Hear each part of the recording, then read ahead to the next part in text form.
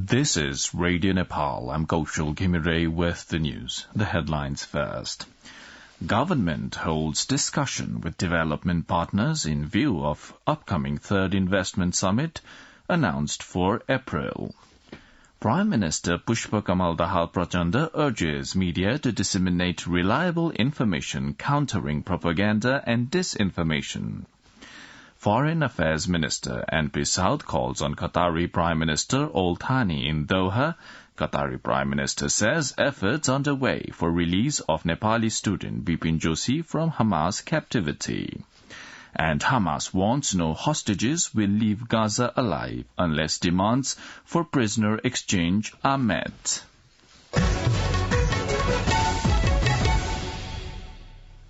Now the news in detail. The government held a meeting with development partners yesterday in view of the upcoming third investment summit announced for the 21st and 22nd of April 2024 in Kathmandu. The government received submissions from the bilateral and multilateral donor agencies in regard with the preparations for the summit amid an official program at the Ministry of Finance. According to Finance Minister Dr. Prakash Mahad, the meeting focused on generating ideas for making the summit effective and result-oriented. He added that the government was seeking inputs from the investors in regard with investment atmosphere in Nepal and areas for further improvement. The Finance Minister also reiterated the government's commitment for creating an atmosphere conducive for investment, making Nepal an attractive destination for investment. He also claimed that the government was seriously working to address challenges in the investment sector. Minister Mahat said Nepal focused particularly on inviting foreign investment in hydropower, tourism, information technology and agricultural development in Nepal and also in small and medium enterprises. The Finance Minister also pledged to remove all sorts of challenges and hurdles for the investment. Also speaking on the occasion, Chief Secretary Dr. Vaikuntha Ariyal said the government was effortful to make policy-level and procedural improvements for bringing in the investment. Prime Minister and CPN Maoist Centre Chairperson Pushpa Kamal Dahal Prachanda has said conspiracies are being hatched to mislead people by spreading disinformation in various ways. Addressing the third plenary meeting of the office bearers of the Press Centre Nepal yesterday, the Prime Minister said the media had a key responsibility to counter propaganda and disinformation and provide true information to the people. He claimed that some elements that did not like the Federal Democratic Republic had been spreading fake and misleading propaganda against the government and its leadership in recent times. On a different note, Prime Minister Dahal said he held discussions within the ruling coalition on the telecommunications company Ncell's share transfer deal and they decided to launch investigation into the matter. Likewise, the Prime Minister asserted that the present ruling coalition would last for its full term, reiterating his commitment to moving forward with a new strategy for upcoming year.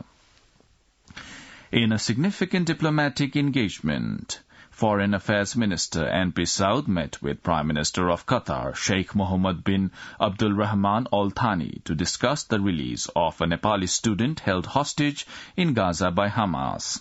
The high-level talks which took place in Doha yesterday underscored the urgency of securing the freedom of Bipin Joshi, who is currently held hostage by Hamas. Qatar has been mediating the release of hostages and ceasing violence by interacting with both Israel and Hamas. The meeting also provided a platform for the two nations to explore avenues for enhancing trade and investment ties with discussions on potential cooperation through the Qatar Fund for Development. The Qatari Prime Minister and the Nepali Minister emphasized the importance of fostering strong bilateral relations by exchanging high-level visits. Minister Saud is in Qatar to attend the 21st edition of Doha Forum. On the sidelines of the forum, Minister Saud also held a meeting with the Minister of State for Foreign Affairs of Qatar, Dr. Mohammed bin Abdul Aziz bin Salah Al Khulaifi. Minister for Health and Population, Mohan Bahadur Basnet, has said the government has initiated the process of amending the Medical Education Act. Talking to journalists, the Health Minister said the amendment of the Act was being discussed at the Council of Ministers.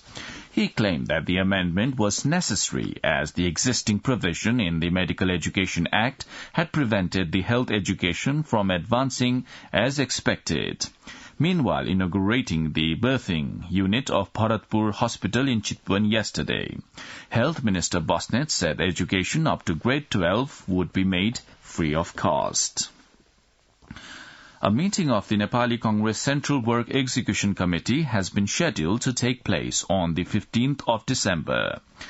Party Office Chief Secretary Krishna Prasad Paudel said the preparations for the General Committee meeting, the Jajarkot earthquake and contemporary politics were the agenda of the meeting. The Rashtriya Swatantra Party, RSP, has decided to restructure the statute of its parliamentary party. Discussion was held to restructure the statute of the RSP parliamentary party during the meeting of the parliamentary party held at its central office in Banasthali yesterday. Nepal is exporting handicrafts worth 12 billion rupees in a year. This information was shared yesterday at a press release held for the 20th Handicrafts Trade Fair and 18th Handicrafts Competition to be organized by the Nepal Handicrafts Federation. Federation's chairperson Prachanda Sakya informed that the handicrafts made in Nepal were exported to over 60 countries. The Federation is holding the 18th Handicrafts Competition and 20th Trade Fair at Hotel Annapurna Darbar Marg from December 14th to 18th. There will be 3 pavilions with 130 stalls. You're listening to Radio Nepal's 8 a.m. English News Bulletin. Now on to some international updates. The UN climate talks in Dubai could be in jeopardy after some nations reacted furiously to a draft deal on fossil fuels they call weak. The draft removed language included in a previous text suggesting that fossil fuels could be phased out. All 198 countries at the summit must agree or there is no deal. Humans burning fossil fuels is driving global warming, risking millions of lives, but governments have never agreed how or when to stop using them. A representative for the European Union called the draft unacceptable and said the bloc could walk away. Hamas has threatened that not a single hostage will be allowed to leave Gaza alive unless its demands for prisoner exchange are met. According to the BBC, pressure has been growing on officials over the 138 people still being held hostage by Hamas and other armed groups. Israel has repeatedly pledged to do everything it can to rescue the remaining hostages. Some 110 hostages have been released in total, but a week-long truce under which dozens were freed ended last week, and since then Israel has resumed its bombing of Gaza. Meanwhile, Israel's Prime Minister Benjamin Netanyahu says dozens of Hamas militants have surrendered, and he described the situation as the beginning of the end for the group. Key mediator Qatar says the chances of a new ceasefire between Israel and Hamas are narrowing, but has vowed to keep up the pressure on both sides. Now, the general weather forecast for the country for today, according to the Meteorological Forecasting Division. The weather will be partly cloudy in the hilly areas and mainly fair in the rest of the country. There are also possibility of light snowfall at 1 or 2 places of the high hilly and mountainous regions of Kosi Province, Bagmati Province, Gandaki Province, and Karnali Province. With this, we have almost come to the end of this news bulletin. But before wrapping up, let's have a reminder of the headlines once again.